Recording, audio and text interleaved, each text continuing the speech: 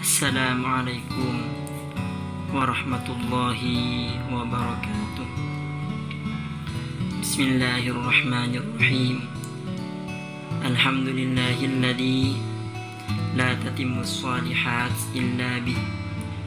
Wa sallallahu ala sayyidina wa maulana Muhammadin wa ala alihi wa ashabihi. Qala rabbi shrah li sadri wa yassir li amri wahlul 'uqdatam min lisani yafqahu qawli.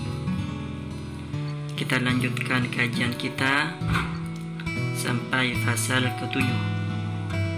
Faslun fi rutabi musyaqqatit taqwa wal muhasabah. Fasal menjelaskan tentang tingkat kesulitan takwa dan introspeksi. An-nasu fi dzalika thalathatu aqsamin. Manusia dalam hal ini dibagi menjadi 3 tipe. Ahaduhum syabun nasha'a fi ibadatillah la taqa'u minhu illa as-saghair fi andril awqat. Pertama yaitu pemuda yang tumbuh hidup dalam ibadah kepada Allah, ia hanya sesekali melakukan dosa kecil. Fari'ayatut taubah wa taqwa ala mithli hadha sahlatun qalilatul mu'nah. Maka menjaga taubat dan takwa bagi pemuda yang semacam ini itu terasa mudah dan ringan. Karena apa? Li'anna taqwa qad sarat lahu adatan ma'lufatan yaltadzu biha wa yaskunu ilaiha. Karena takwa sudah menjadi kebiasaan yang membuatnya merasa tenang dan damai.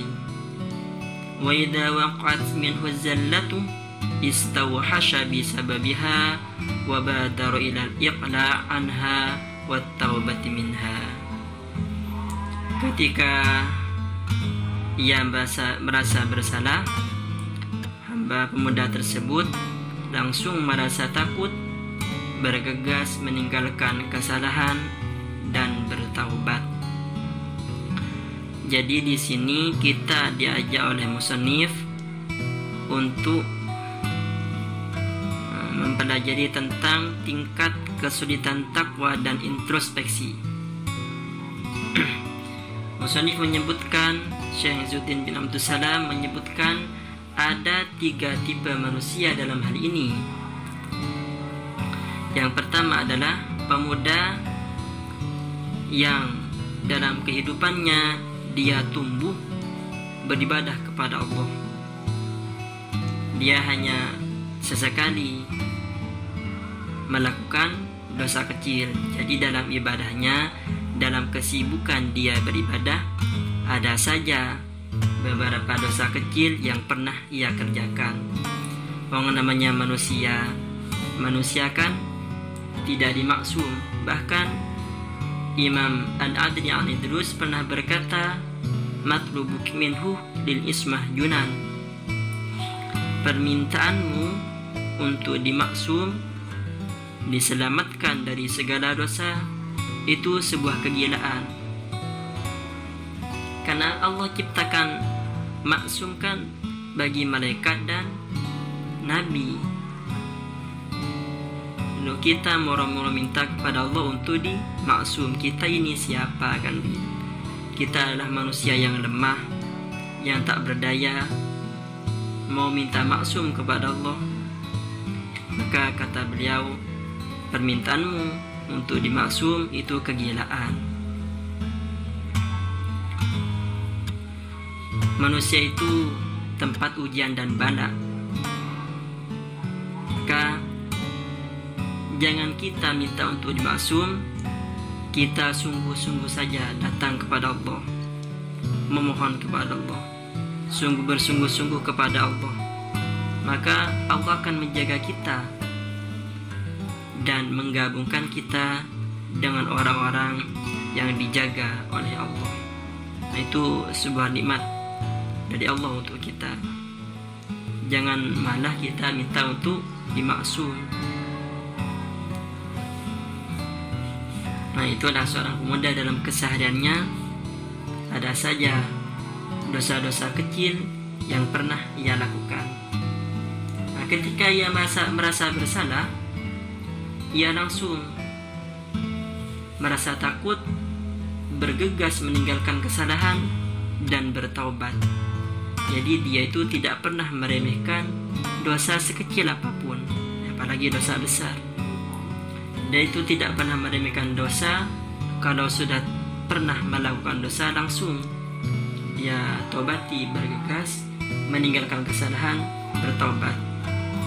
Ahli hukama pernah mengatakan, la tahqiru dzunubas shighar fa innaha tatasha'abu minha dzunubul kibar.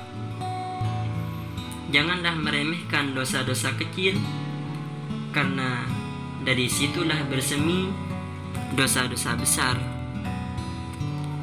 Jadi dosa kecil jika selalu diremehkan, maka lama-lama akan menjadi besar.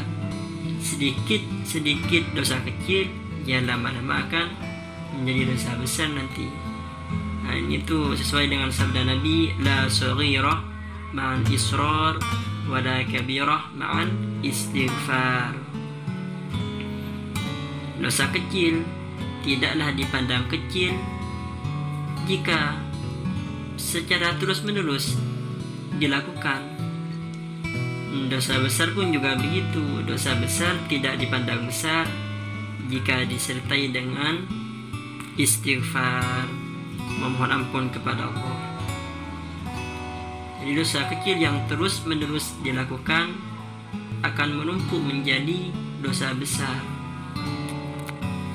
Dengan adanya kehendak untuk melakukan secara terus-menerus, berarti suatu dosa telah membesar karena niatnya itu untuk melakukan maksiat. Dan dosa besar tidak dipandang besar jika senantiasa disertai dengan memohon ampun kepada Allah. Maksudnya itu bertaubat, yang disertai dengan syarat-syarat taubat yang sudah kita ketahui. Jadi sama dengan pemuda ini, ya, tidak pernah meremehkan dosa yang pernah ia lakukan. Langsung bergegas meninggalkan kesalahan, bertaubat. Maka menjaga taubat dan takwa bagi pemuda yang semacam ini itu terasa mudah dan ringan. Jadi mudah baginya untuk bertaubat dan bertakwa. Karena apa? Karena takwa sudah menjadi kebiasaan yang membuatnya merasa tenang dan damai, karena sudah terbiasa dengan takwa. Jadi mudah bagi pemuda tersebut untuk kembali lagi kepada Allah, bertaubat dan bertakwa. Kemudian atsani man taba min dzunubihi wa aqla'a an uyubihi ba'dama alifal ma'asi wal mukhalafah. Kedua yaitu manusia yang bertaubat dari dosa dan meninggalkan aib-aibnya setelah jatuh pada maksiat dan pelanggaran. Nafsu selalu mengikatkannya, fa nafsuhu tudzakiruhu bitilka syahawat wa taladdud biha liya'ud ilaiha. Nafsu selalu mengingatkannya dengan beragam syahwat dan kenyamanan, enak-enakan dengan syahwat. Supaya apa? Agar manusia itu mengulangi kembali perbuatannya. Wasyaitan yahuthuhu ala dhalik wa yada'uhu ilaihi. Sedangkan setan juga mendorong dan mengajaknya untuk enak-enakan dengan syahwat. Fari'ayatut taqwa wat taubah ala hada syaqatun liajli ma alifahu minar rukun ila syahawat wal istirahah min syaqqatit ta'at. Maka menjaga takwa dan tobat bagi manusia yang semacam ini terasa berat, karena si pelaku sempat memperuntukkan syahwat dan berpaling dari ketaatan yang berat. Jadi tipe kedua manusia ini, dia itu setelah sebelumnya pernah melakukan beberapa kemaksiatan, pelanggaran, lalu ia itu bertaubat, kembali lagi kepada Allah. Dalam sela-sela dia itu bertaubat, takwa kepada Allah, kembali kepada Allah, nafsu selalu mengingatkannya dengan beragam syahwat dan enak-enakan dengan syahwat. Supaya apa? Supaya manusia ini melakukan kembali kemaksiatan yang pernah ia lakukan, kembali kepada kehinaan, kembali kepada perkara yang dilarang oleh Allah. Tidak hanya nafsu dan syahwatnya, setan pun juga selalu mendorong dan mengajaknya untuk enak-enakan dengan syahwat. Jadi setelah ia itu kembali taubat kepada Allah, betul-betul takwa taat kepada Allah, ada nih selalu syahwat dan nafsunya mengajak untuk melakukan kemaksiatan kembali. Setan pun juga begitu, mengajaknya untuk kembali kepada lembah kemaksiatan, kehinaan yang dia pernah terjerumus ke dalamnya. Nah, maka bagi manusia yang semacam ini menjaga takwa dan taubat, itu terasa berat.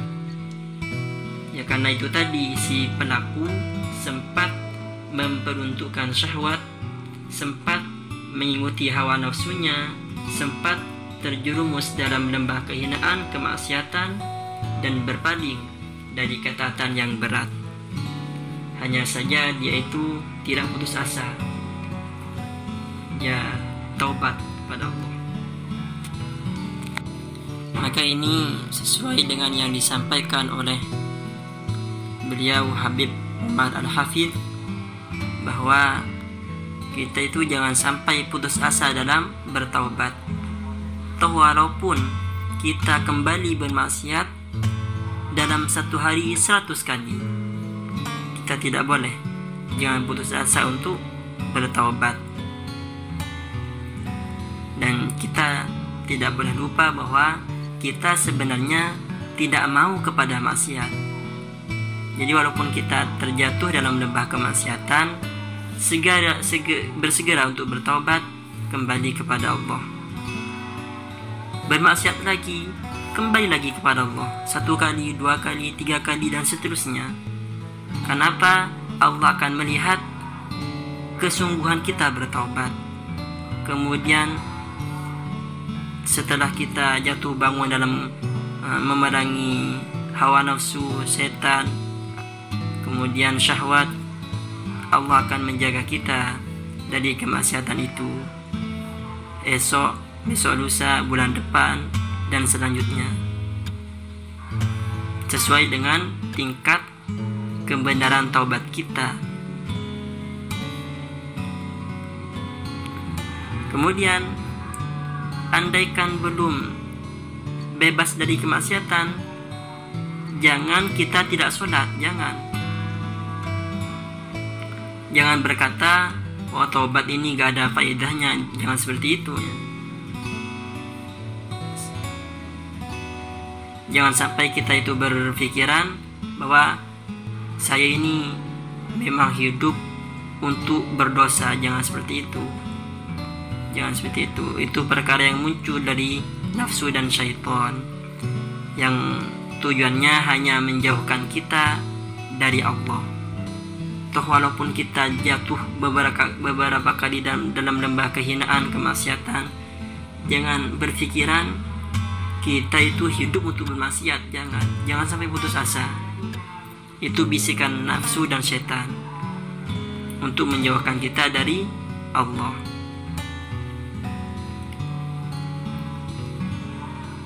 Bagaimana caranya? Itu kembali lagi kepada Allah, taubat, dan berdoa kepada Allah supaya Allah memberikan taufik kepada kita. Dan meminta kepada Allah supaya kita tidak mengulangi kemaksiatan-kemaksiatan yang pernah kita lakukan.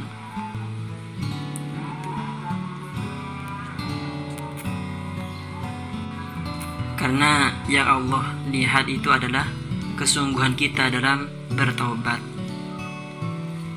Dan nanti jika Allah merahmati kita, Allah akan menguatkan kita dan menjaga kita tidak terjatuh lagi dalam lembah kemaksiatan. Itulah tipe manusia yang kedua. Jadi dalam taubatnya ada saja nafsu dan syahwat, setan selalu mengajaknya mengulangi kemaksiatan itu kembali. Tipe yang ketiga, ats-tsalitsu muslimun muwahhidun murtakibun li jami'i ma yahwahu minal ma'asi wal mukhalafat qadirin ala qalbihi bisu'i kasbihi. Ketiga itu adalah muslim yang memperuntukkan semua kemaksiatan dan pelanggaran yang dibisikkan hawa nafsu. Hatinya telah mati sebab perilaku buruknya. Fari'ayatut taqwa ala hada syadidatul musyaqqati li ajli ma yafutuhu min tilka sa'at wa lima yashukku alaihi min mulabasit ta'at. Maka menjaga takwa dan taubat bagi orang Islam semacam ini itu sangat berat, karena banyak waktu yang sudah terlewatkan dan juga sebab ketaatan-ketaatan yang baginya berat untuk dilakukan. Ini tipe manusia yang ketiga. Semua waktunya, semua anggotanya dia peruntukkan untuk maksiat kepada Allah. Na'udzubillah, tsumma na'udzubillah. Dia peruntukkan untuk melanggar terhadap peraturan-peraturan Allah. Dia peruntukkan untuk mengikuti bisikan hawa nafsu dan setan. Hatinya telah mati, tidak menerima nasihat sebab perilaku buruknya. Nah, maka bagi manusia yang semacam ini sangat berat sekali untuk menjaga taubat dan takwa, karena sudah banyak waktu sudah dia lewatkan, sudah banyak waktu ketaatan-ketaatan yang tidak dia kerjakan, dan juga berat baginya untuk melakukan ketaatan. Bagaimana bisa dia itu untuk melakukan ketaatan, wong hatinya sudah mati, badannya sudah berat. Karena itu sangat sulit sekali bagi manusia yang semacam ini untuk melakukan taubat dan takwa. Mudah-mudahan kita dijauhkan dari tipe manusia yang semacam ini. Na'udzubillah min dzalik. Ini ada maqalah. Ahli zuhud pernah berkata, man adnaba dzamban wa huwa yadhhak fa inna Allah ta'ala yudkhiluhun nar wa huwa yabki. Barang siapa yang berbuat dosa sambil tertawa, maka Allah akan melemparkan dia ke neraka dalam keadaan menangis. Maksudnya apa? Barang siapa yang menanggung dosa dengan perasaan gembira atas dosanya itu, maka sesungguhnya Allah akan memasukkan dia ke neraka dalam keadaan menangis. Seharusnya kan dia itu bersedih atas dosanya, istighfar, kembali kepada Allah. Toh kok malah semakin tertawa. Nah, ini yang dimaksud dengan makalah ini. Ya, ini sudah sesuai pada zaman sekarang. Zaman sekarang kan seperti itu. Banyak orang melakukan kesalahan, melakukan dosa kemaksiatan, bukan malah ditangisi, bukan malah ditutup-tutupi, malah semakin disebarluaskan dengan canggihnya teknologi informasi sekarang, media sosial. Maka untuk zaman sekarang ini adalah tanda kutip sebaik-baiknya pendosa itu kalau sekarang dia yang mentaubati dosanya, kembali kepada Allah, itu sebaik-baiknya pendosa. Kalau sekarang kan tidak, semakin melakukan dosa semakin di-share, dibagikan, di-upload di Facebook, Instagram, WhatsApp. Takut orang lain tidak tahu atas kemaksiatan yang dia lakukan. Ini sudah zaman terbalik untuk masa sekarang. Maka anjuran, kalau kita melakukan dosa jangan malah diupload, tutupi dosa kita, itu aib. Istighfar, minta ampun kepada Allah. Wa man ata'a wa huwa yabki fa inna Allah ta'ala yudkhiluhul jannah wa huwa yadhak. Dan barang siapa yang melakukan ketaatan dalam keadaan menangis, maka Allah akan memasukkan dia ke surga dalam keadaan tertawa. Ini yang baik. Orang taat kepada Allah, takwa dalam keadaan menangis, maka Allah akan masukkan dia ke surga dalam keadaan tertawa. Mudah-mudahan barokah manfaat.